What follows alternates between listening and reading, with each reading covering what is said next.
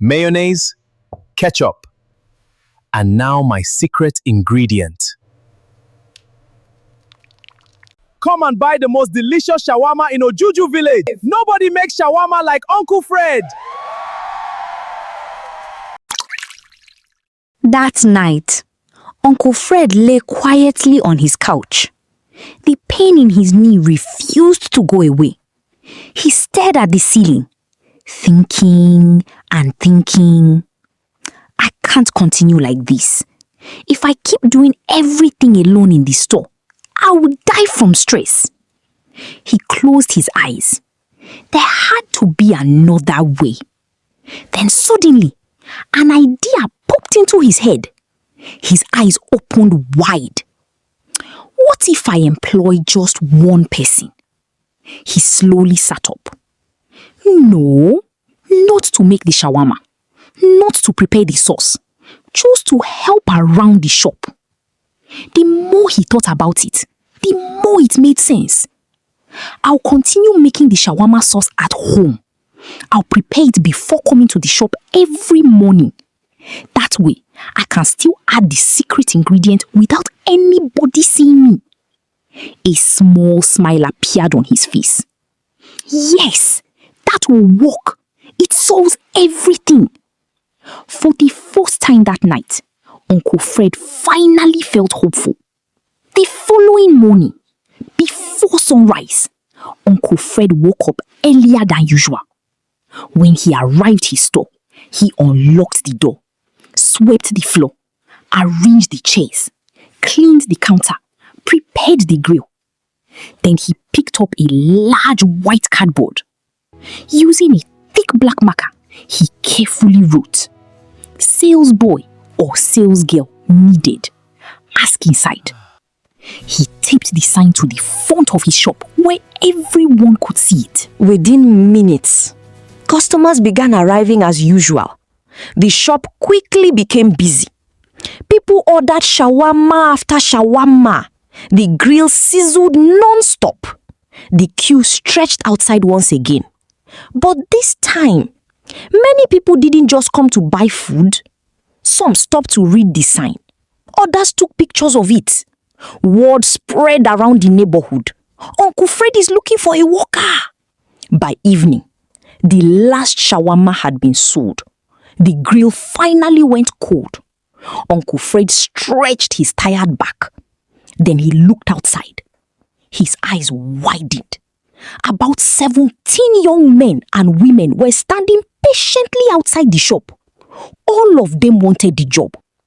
Uncle Fred couldn't believe it. So many? I only need one person. One by one, he invited them inside. Some were too shy to answer simple questions. Others simply didn't seem serious enough. Hours passed. Then, the last applicant walked in. Her name was Nello. She was a young lady in her early 20s. She was neatly dressed, calm, polite, soft-spoken. Unlike the others, she wasn't trying to impress him with too many words.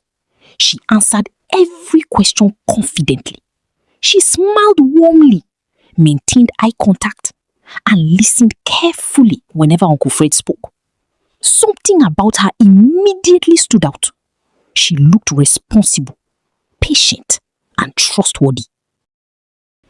You will help with taking orders. You will wrap the shawarmas. You will clean the shop. But one thing is very important. He looked directly into her eyes. The shawarma sauce is my responsibility. I prepare it myself. You are never to touch it. Is that understood? Nello nodded immediately. Yes, sir. I understand. He smiled. Nello, the job is yours. Her face lit up with excitement. Thank you so much, sir. I promise I won't disappoint you. Uncle Fred nodded. I believe you. Resume tomorrow by 12 noon. Don't be late. I won't, sir. She smiled, thanked him once again, then walked away. Uncle Fred watched her leave as he smiled to himself. The following morning, Nello arrived at the shop exactly as Uncle Fred had instructed. She was even 10 minutes early. Uncle Fred smiled. I like people who keep to time. Well done. Thank you, sir, Nello replied politely. From that day, Nello became a wonderful worker. She was hardworking, diligent, respectful, and always ready to learn. She greeted every customer with a smile. She took orders quickly, wrapped the shawarmas neatly, cleaned the tables, swept the floor, and made sure the shop was always tidy. The customers liked her immediately. She's very polite. Uncle Fred made the right choice. Business became even smoother. For the first time in a long time, Uncle Fred could finally breathe. He no longer had to run from one customer to another. Whenever the shop became crowded, Nello handled the customers while Uncle Fred focused on grilling the meat and preparing the shawarmas. Everything worked perfectly. And just as Uncle Fred had warned her, Nello never touched the shawarma sauce. Every morning, Uncle Fred arrived with the sauce already prepared. He kept it in a special container behind the counter. Whenever it was time to use it, he handled it himself. He smiled to himself. At last, I've found someone I can trust. Days passed. Business continued to grow. But something else was growing too. This strange wound on Uncle Fred's right knee. Instead of getting better, it became worse. Uncle Fred could no longer walk properly. He began to limp. Customers noticed immediately. One afternoon, a regular customer looked at him with concern. "Uncle Fred, what happened to your leg? Why are you limping?" Another customer joined in. "That wound doesn't look good, though. You should see a doctor." Uncle Fred forced a small laugh. "Oh, it's nothing serious. I was bitten by a dog a few weeks ago." The customers gasped. "A dog?"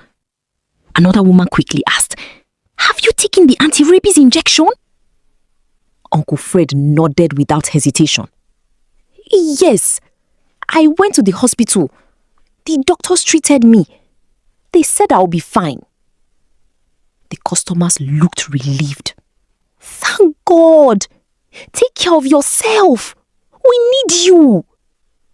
Uncle Fred smiled. But inside, he knew he was lying. It wasn't a dog bite, and no hospital had treated him. That night, the pain became worse than ever before. Uncle Fred lay on his bed, rolling from one side to the other. He couldn't sleep. He couldn't rest. His knee felt as if someone was holding fire against it. He reached for his painkillers, swallowed 2 tablets. Nothing happened. Hours passed. His entire body was covered in sweat. He groaned loudly. "I can't take this anymore." Breathing heavily, he slowly removed the bandage to check the wound again. The moment he looked at it, his heart almost stopped. His eyes became wide with horror.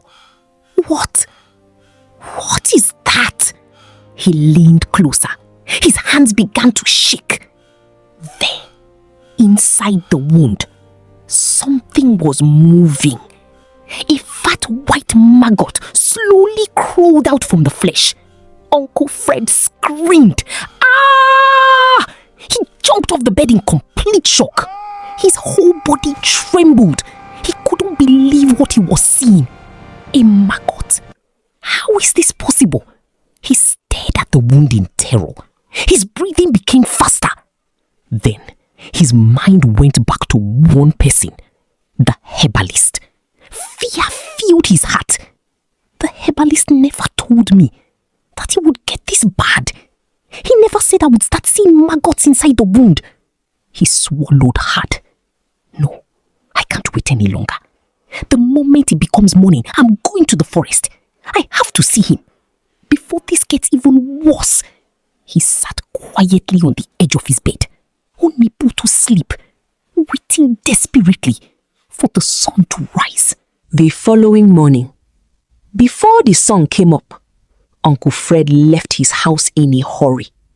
He couldn't stop thinking about the maggot. His knee still bent with terrible pain. Every step he took made him wince. He walked deep into the forest, past the tall trees, past the old footpath, until he finally reached the herbalist's small hut. The old man was already sitting outside. He looked at Uncle Fred, then smiled. I knew you would come. Uncle Fred rushed towards him. Baba, something is terribly wrong. My leg is getting worse. The pain is unbearable. And last night, I saw a fat maggot inside the wound. You never told me this would happen. The herbalist listened quietly. Then suddenly, he burst into loud laughter.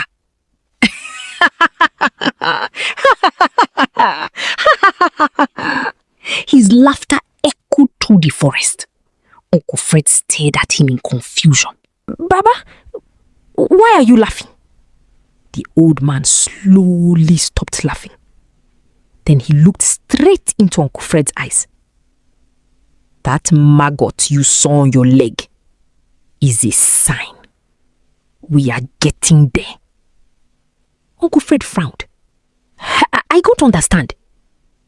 The herbalist stood up slowly. This is a new stage. The wound must not decay. If it decays, everything will be ruined. Uncle Fred's heart began to beat faster. What do I have to do? The herbalist's face became serious. You must make another sacrifice. Uncle Fred swallowed hard. What kind of sacrifice? The old man pointed his walking stick at him. You must sacrifice someone you love very much. Someone very close to your heart. Someone very dear to you. The forest suddenly became silent. Uncle Fred froze.